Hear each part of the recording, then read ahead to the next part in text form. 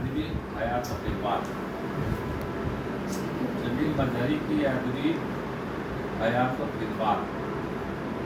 دنیا میں جتنی مخلوقات اللہ نے پیدا کی ہے، یعنی 18,000 مخلوقات اللہ نے پیدا کیا، ان میں سب سے بہتر مخلوق انسان ہے۔ اسی لیے انسان کو کہا گیا ہے اشرف المخلوقات، یعنی سب مخلوقوں میں اشرف کی حیثیت رکھنے والا مخلوق۔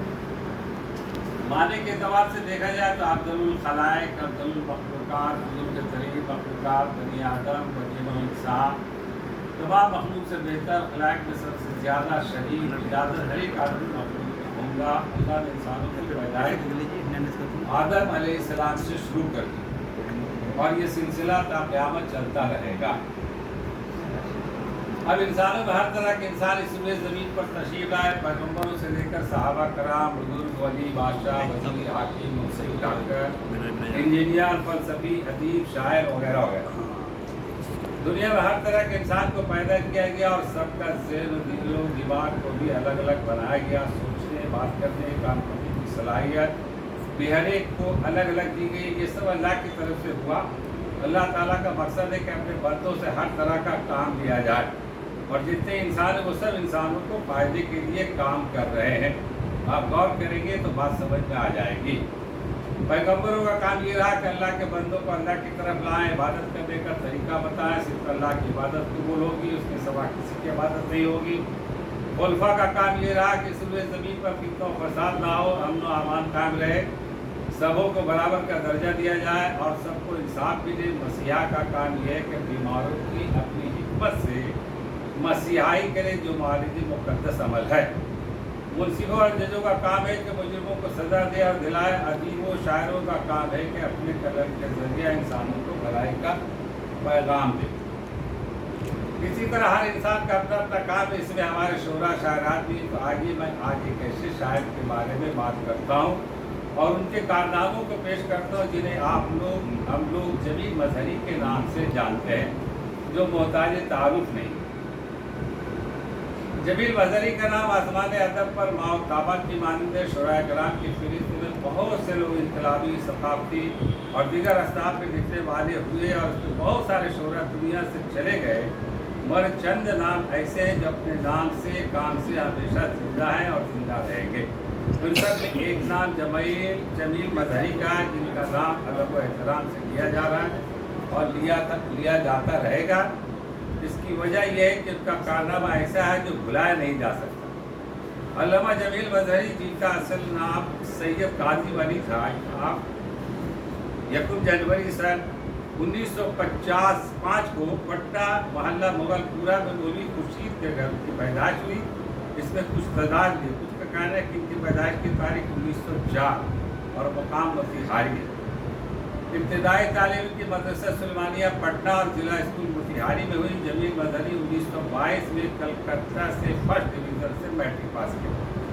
کلکتہ میں رہ کر انہوں نے مکمل تعلیم حاصل کی اور تلاش معاش میں کلکتہ کی خاک چھانی، مگر کلکتہ نے جمیل مظہری کو برسر روزگار نہیں کیا اور انہیں پٹنہ منتقل ہونا پڑا، اور بہت ہی جد و جہد کے بعد پٹنہ یونیورسٹی میں شعبہ اردو سے وابستہ ہوئے۔ جمیل مظہری 1931 میں کلکتہ یونیورسٹی سے ایم اے کی ڈگری حاصل کی۔ شعر گوئی کا آغاز وہ تعلیم کے دوران ہی کر چکے تھے۔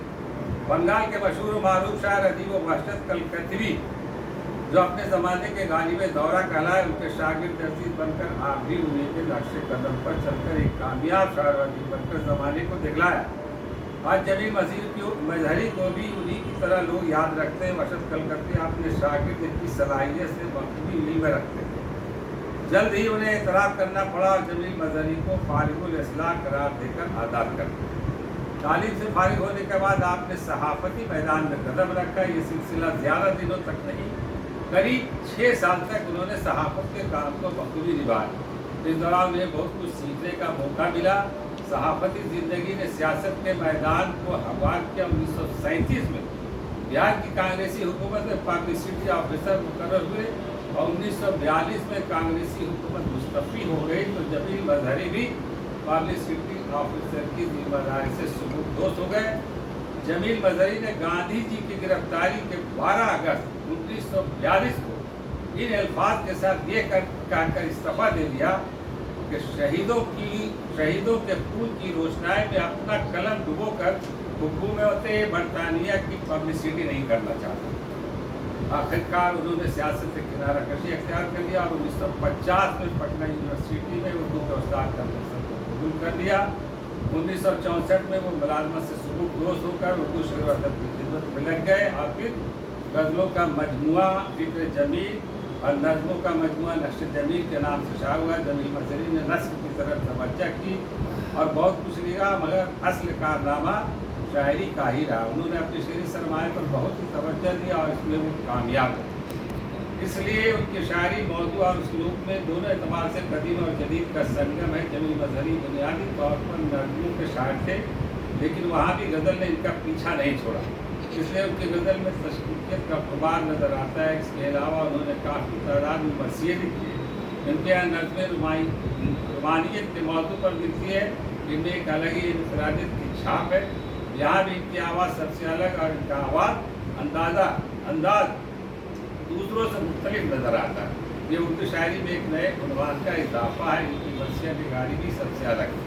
20वीं सदी में फिक्री एतबार से जदीद की सबसे बड़ी और सबसे संजीदा आवाज़ जमील मज़हरी की आवाज़ है।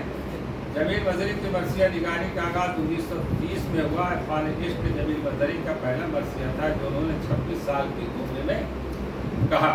बतौर प्रोफेसर अली फातमी इन सब की पुष्ट पर अकबाल थे जो अपनी संजीदा फिक्री और फलसफियाना शायरी के जरिए हकीकत के इश्तराकियत और इनकलाबियत का ऐसा सूर फूंक रहे थे कि उसके घन गरज से निकल पाना मुमकिन ना सही तो मुश्किल ज़रूर था। इनके मशहूर तसानीफ जो है इनमें अक्स जमील, फ़िक्र जमील, इरफ़ान जमील, नक्श जमील और रंग रुख मसनवी में आब व सराब शामिल है। जमील मज़हरी की गज़ल पेश है, मुलाज़ा फरमाइए। बहर कामिल में कहते मुतफ़ाइलुन है कि मेरी बंदगी तुझे दे सकेगी बजाय मानियो लफ्ज़ क्या है मेरे शऊर की झोलियों में सिवाय मानियो लफ्ज़। जो नज़र का बोझ न सह सके वो ज़बां का बोझ सहेंगे क्या, सुबको लतीफ़ इशारतों का जफ़ाए मानियो लफ्ज़। मुझे डर है ऐ सुखन आफरीन ये लिबास इन पर गिरा न हो जो हकीकतें न पहन सकी वो कबाए मानियो लफ्ज़। न शम्स में न कमर में है वो हजाब फ़िक्र नज़र में है जो हजाब फ़िक्र नज़र उठा तो ग़िज़ाए मानियो लफ्ज़। मेरी रूह अगर से है गरसिला मेरा शौक़ अगर से है जहाँ बलक मगर ऐ जमील गज़ल सिरा ये रदाए मानियो लफ्ज़। और एक मशहूर नज़्म के चंद अशार पेश खिदमत है। नज़्म का उन्वान है शायर की तमन्ना। अगर इस गुलशन हस्ती में होना ही मुकद्दर था तो मैं गुंजों की मुट्ठी में दिले बुलबुल हुआ होता। किताबों में ज़रर होता, दवाओं में असर होता, मोहब्बत की नज़र होता, हसीनों की अदा होता। बरोगे चेहरे मेहनत गबार दामने दौलत नमी पेशान ये मेहनत कमी जुल्फ़े रसा होता हुआ होता किसी दस्तार कट पर फूल की तरह और इस दस्तार कट की तमकिनत पर हंस रहा होता। किसी मकबूल की गर्दन पर होता बोझ ऐसा। मैं अपनी बात इस शेर के साथ कर दूँ। आगे नीसा जो बरसता है समुंदर में कहीं उसके कतरों से ही बनता है सदफ में मोती।